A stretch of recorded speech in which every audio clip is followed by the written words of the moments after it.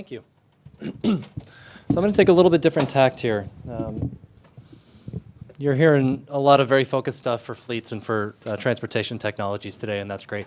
I wanted to bring it up a little bit to a different level to give you an idea of where the city of Oakland thinks the entire planet is heading.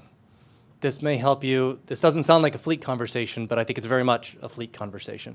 And very specifically, it's a question of how is the world changing in ways that are going to make you stop being fleet managers and start being carbon farmers. You'll see how we get there in the end. Anyway, I threw this slide in to start. Oakland's climate programs are all equity first, meaning we're not actually out there to save the world from climate change. We're out there to save Oaklanders from the impacts of climate change. So what we're doing here are equity programs through a carbon lens. And you'll see how that's going to affect your world pretty significantly, but not quite necessarily in the ways you imagine. A lot of you are already thinking about these issues. I'm just going to try to reframe what it looks like. So I think probably you're used to hearing about our fleet from Richard enough, so I'll probably skip over the details. We've invested heavily in things like renewable diesel and some of the aftermarket stuff for fuel efficiency within that.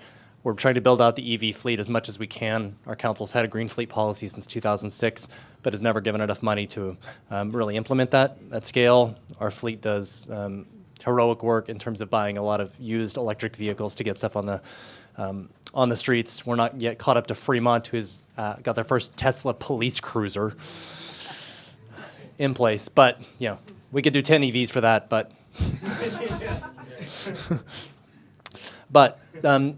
But that's not what I want to talk to you about. What I want to talk to you about today is the fact that we've, in government, operated in silos for a very long time, and for often very good reasons. You need experts in particular areas to deal with things like transportation systems, but also building systems and waste systems and the like. But within that old world is breaking down. It's breaking down because it's no longer functional. These things do not work independently of one another. Your decision to buy a fleet vehicle, if you want to switch over to an alternative fuel, as Derek just mentioned, is largely dependent on whether there's EV infrastructure in place. But whether there's EV infrastructure in place is dependent on whether or not there's sufficient electrical capacity within the panel back in that building. So now we're back into a building discussion. But whether there's panel capacity in there is also a function of whether there were electrical upgrades as part of installing the PV system on the roof. So now you're back to the utility. These conversations can't happen independently of one another if we're going to move forward with the goals we have. These things have to be bulk conversations. Transportation people have to be buildings people. Buildings people have to be solar people. Solar people have to be finance people. It just keeps moving forward. I don't mean that to overwhelm you. I mean that to show you how in Oakland we're starting to transition how we approach these projects and how we approach these efforts in ways that integrate these things so that we can all start learning the things that we need to learn to have more informed conversations and hopefully drive better outcomes. So, with regards to the transportation stuff, we adopted a plug-in electric vehicle ordinance in 2017, our council did, within that. Our electric vehicle ordinance is primarily about infrastructure, but specifically about electrical systems as based around what our Community Choice Energy Program views as their long-term growth potential.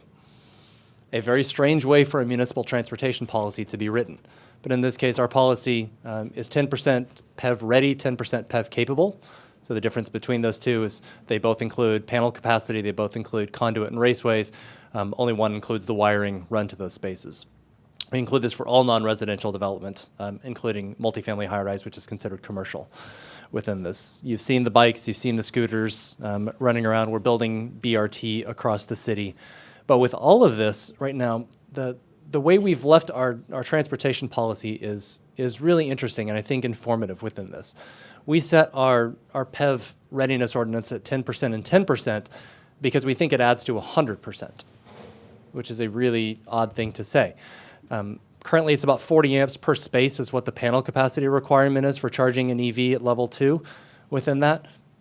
In 5 years, we don't expect anybody to be using a regular 40 amps to charge an electric vehicle. You're going to plug it in when you get home from work if it's a residential environment. It's going to sit on the charger until you leave for work the next morning.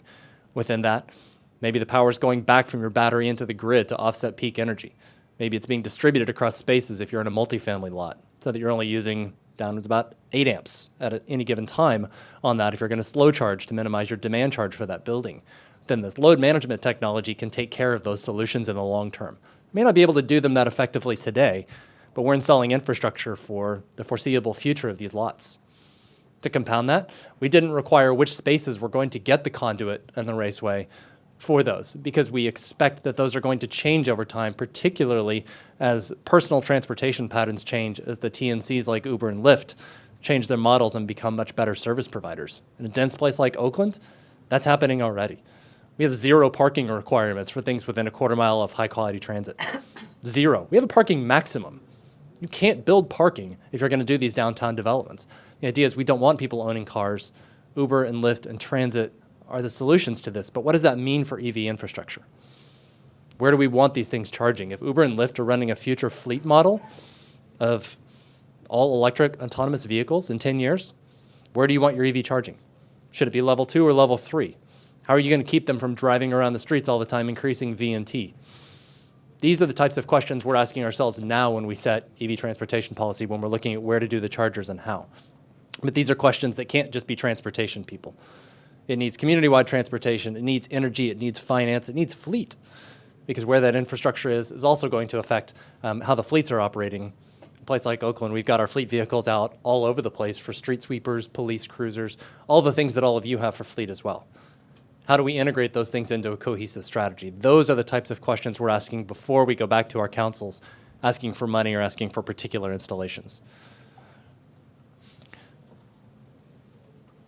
As a brief overview on this, I think I did this last year, so I apologize for those of you who've already heard this, so I'll go kind of briefly. We talk about these often as emissions reduction technologies on this, and you heard presentations earlier about GHG emissions reduction potential from this. Just know that in the way cities account for it, it's mostly what you see in this graph here. It's what are called core emissions reductions. These are things that happen within your boundary. But often what we're talking about in some of these transportation conversations are the emissions associated with things happening outside of your boundary. So how do you include those? How do you make that part of the conversation that you're having? How do you inform your policymakers about the true impact on a global challenge? If we accomplish our GHG reduction goals in Oakland, the sea level rise is going to be exactly the same as it would have been as if we didn't. What matters is, are we helping our community adapt to the changes that are happening, or are we helping to scale technologies that change things outside of Oakland? Because that might make a big difference. So the city of Oakland has reduced emissions 16% between 2005 and 2015. It's better progress than most cities. It's not fast enough. I think we all get that. But simultaneously, while we're telling that story, we tell this story. This story is we count the emissions of everything that Oaklanders are responsible for, regardless of where the emission occurs. This is called a consumption emissions inventory. The methodology for this isn't great because the data for this isn't great. We use a lot of labs to help us take this from really bad to kind of mediocre. One day we're going to strive for almost passable. But with this, the idea is for most cities that have done this, emissions happening outside of your boundary are roughly 3 times the size of what's happening inside your boundary. So transportation is the place where this is more evident than anything else. What's coming out of the tailpipe for gasoline is important. What was coming out of the ground in the countries where the materials going into those cars were manufactured, going into the gasoline as it was generated, that's the bulk of the emissions profile for transportation, not the tailpipe emissions from your vehicle here. A bigger part of the global conversation is how often are we turning over vehicles? What are they made from? What does the supply chain look like? How can we control emissions outside of our boundaries? Transportation has a huge potential. I'm not going to cover all of it today, but huge potential to affect that conversation in very meaningful ways. If your city isn't doing this type of analysis right now, there are a lot of cities that are. There are great resources out there. I think we're mostly focused on Californians here, but the state of Oregon puts us to shame in California about this. We like to call ourselves the leader in this. I promise we are not the leaders in this. The leaders in this are in Oregon, British Columbia is second, and California is a distant third. So it's also somewhere where if we want to keep bragging about being the best at everything, we've got a lot of ways to go. Our EV adoption curve that we presented to our council when we adopted this, just to show that we are well above the expected curve for PEV demand, and we are way below minimum capacity for the amount of installed chargers. 2017 data that we got from IHS suggested 10.5% of new car sales in Oakland were plug-in. That made us the second largest large city behind San Jose, and we expect it to be about 15% for 2018 based on the preliminary data. We're doing all that without adequate infrastructure to support them. What could we be doing if we actually had real infrastructure? I think the scale of these, for those who come out of the utility world, you know the adoption curve for these things is very steep once you get past the early adopters and get into scale. we're looking at a normal adoption curve for this that we are not prepared for, that does not take into account the effect of the transportation network companies like Uber and Lyft switching to an autonomous electric model. I don't know if that will happen in 3 years or 5 years or 10 or 15, but when it does, what happens when 10,000 new electric vehicles come on the road in your community within a year? This is what we're preparing for in the conversations in Oakland. And like I said, it's not a transportation solution. It's not just simply, do we have enough chargers? It's, do we have the right-of-way regulations? Do we have changes in the parking capacity for where those things are going to go? Do we have land use patterns and zoning ordinances that are reflecting what that reality looks like? These are difficult questions, but the more you start to sit down with those other parts, you're going to learn what those other folks within your cities and counties are thinking about those and coordinate a local strategy that reflects how you think that's going to work. But it's a different question to ask than just the immediate stuff. And that's where we're struggling with, but that's where Oakland is trying to go in this. San Francisco is making great progress in this. Some other cities are. But this is what we're seeing as the greatest need. And if we don't have these type of conversations, I think we're going to struggle to adapt to a rapidly changing world that moves a lot faster than bureaucracy. I just want to leave you with one last idea of a different way to think about these things. The existing building stock is, of course, the biggest challenge from a climate perspective for American cities. It's where the bulk of our emissions in 2050 are going to come from, is the existing development already on the ground. New construction, new vehicles, these things aren't going to affect what's already on the ground and happening. Oakland's been engaging in a project called the Eco Block to retrofit an entire neighborhood at once to all-electric Z&E with shared transportation infrastructure.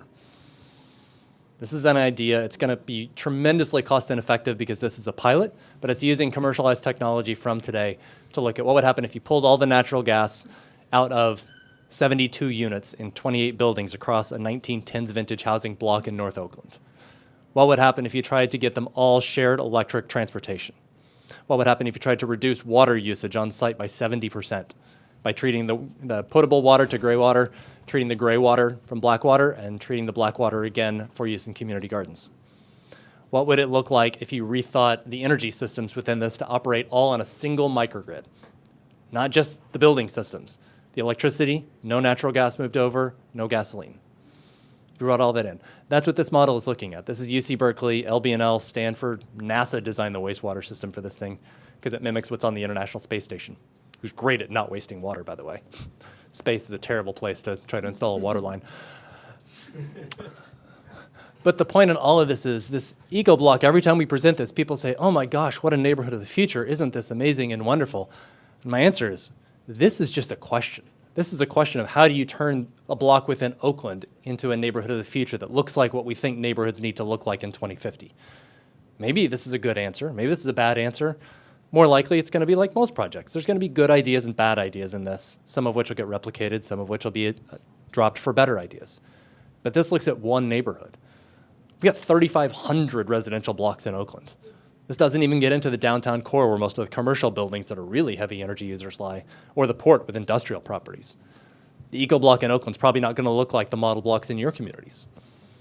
Having these type of conversations right now, the fact that we had this 4 or 5 years ago in Oakland with those partners has so far generated about $7 million in outside funding to come into Oakland to let us play with the concept. Not because Oakland is particularly high need, I think we are, but I think because we're asking the questions and everybody out there is terrified that we don't know so many answers. So I think I'm encouraging you to go and ask these questions in your communities. Find out what that looks like. Figure out what transportation and fleet role is in that conversation and help lead that change. Because everybody's terrified of this right now. Terrified of just not knowing how fast the world is changing and how we adapt to it. But turtling isn't going to get us to an answer. Mistakes are going to get us to an answer. This is a big, bold one where we're trying to make as few mistakes as we can, learn and scale forward. And I hope that you all can leave this and take the knowledge that you've got today about some of the new transportation stuff out there and work it into the conversations in buildings, in solar systems, in finance, in the rest of what goes on in local government.